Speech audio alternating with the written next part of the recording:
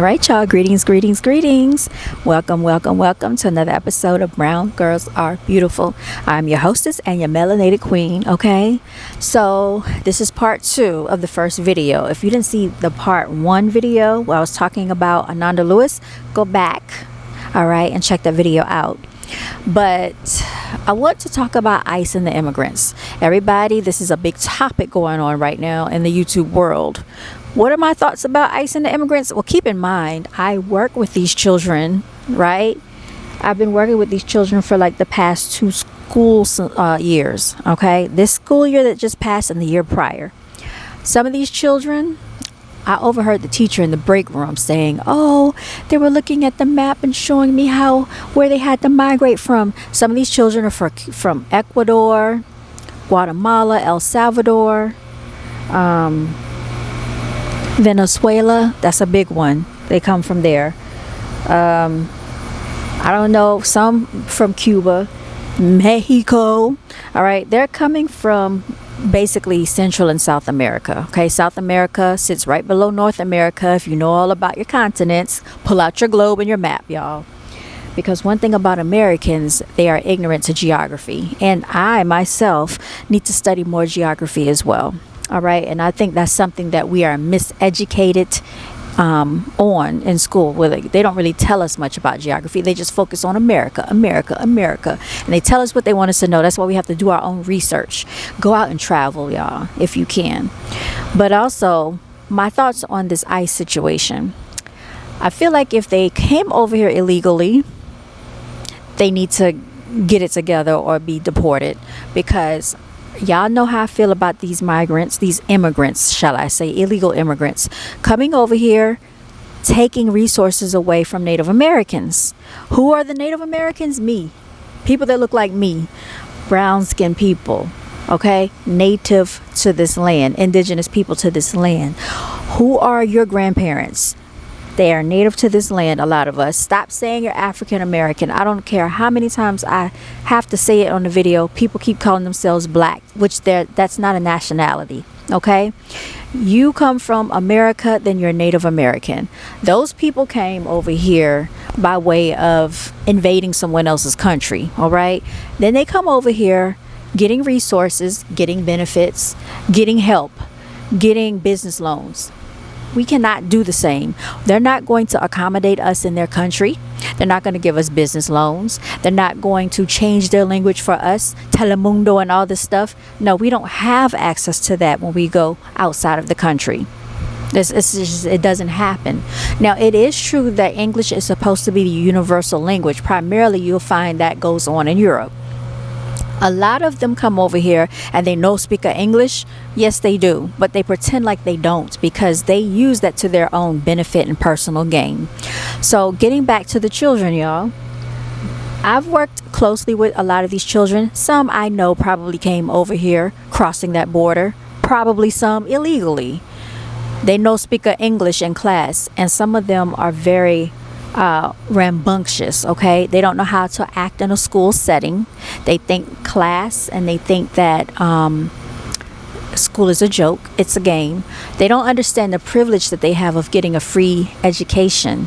Some of them don't understand how hard our ancestors worked to build this country, and they come over here and they benefit off of it. My thing is this: I've seen a lot of melanated people, okay, saying, hey, this is their fight, this is not our fight. And my sentiments are the same.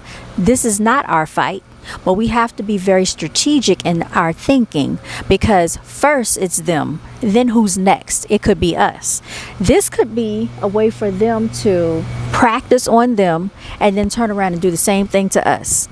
You just never know if they might want to say, oh, you're African American, you need to go back to your country, you came over here illegally. You just never know what they might try to do to us. So it's very important that we stay well versed in our history and be, abreast in what's going on out there. There are so many misconceptions of what's going on with those protests, because keep in mind what happened in 2020, okay, with George Soros and the knee, what was that guy's name? The knee on the neck. So anyway, with all of that, with the Black Lives Matter, we know that Black Lives Matter is not for us. We know the NAACP is not for us.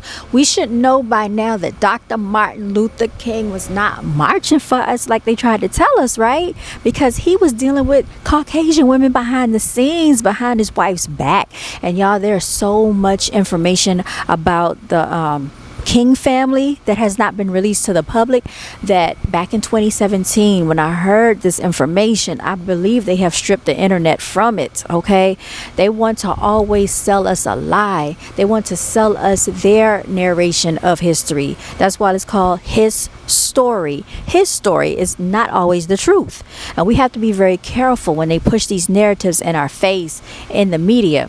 It's best if you do your own research. We need to be looking at people that really live in LA, that really live around these areas, that can get their own footage, that go live out there so we can see it for ourselves, because the news is a part of the agenda. The CIA is all infiltrated up in ABC, NBC, CBS. So we can't take them at face value. What did Donald Trump tell you? He said it's called fake news media. They've been doing this back since the 70s, y'all.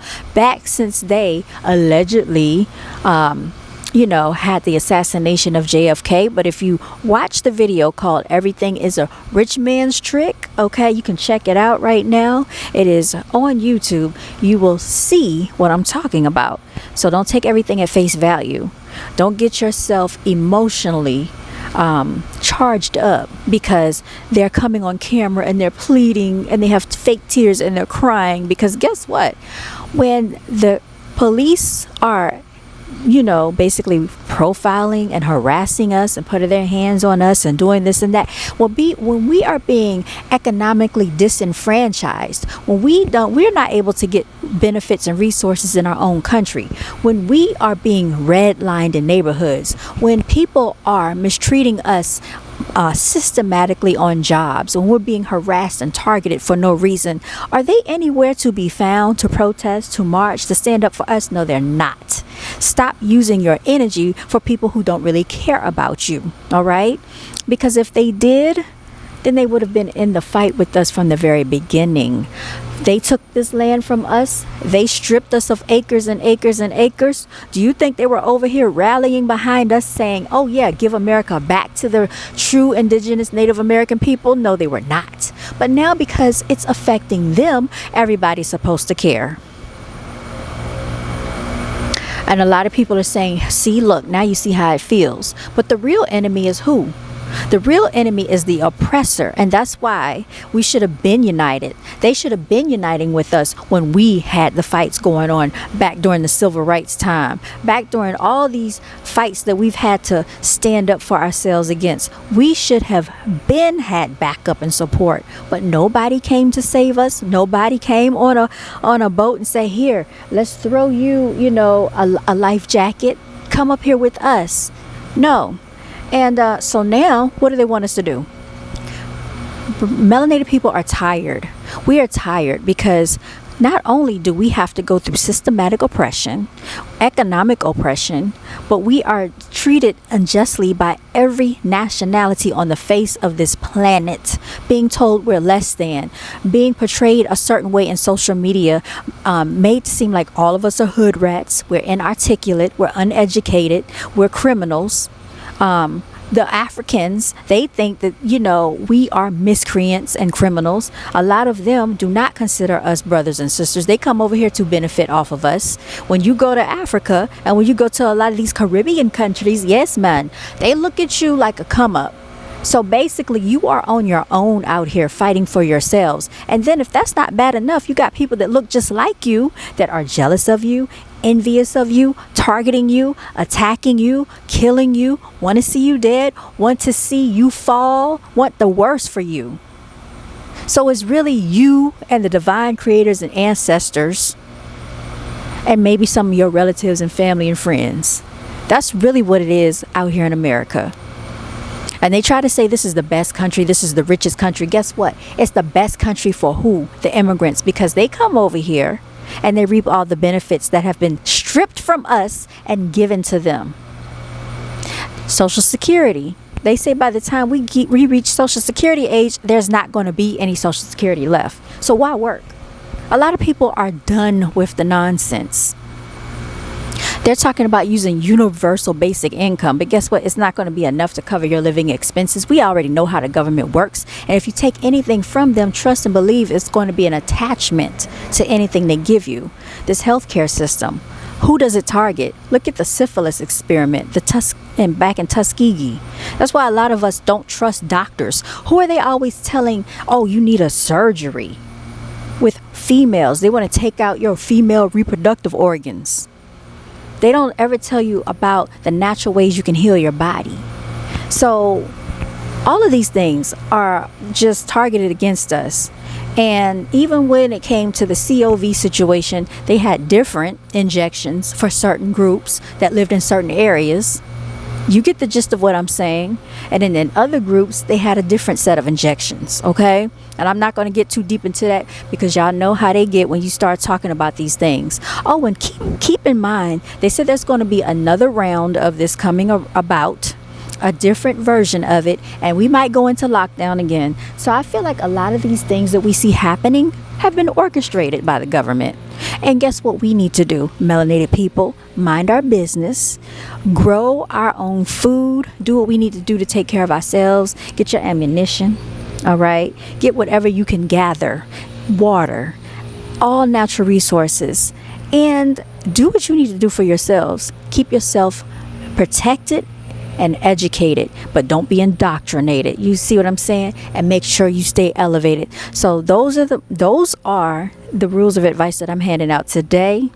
Y'all, I am so hungry, but I would stay on here longer, but I really need to go get something to eat.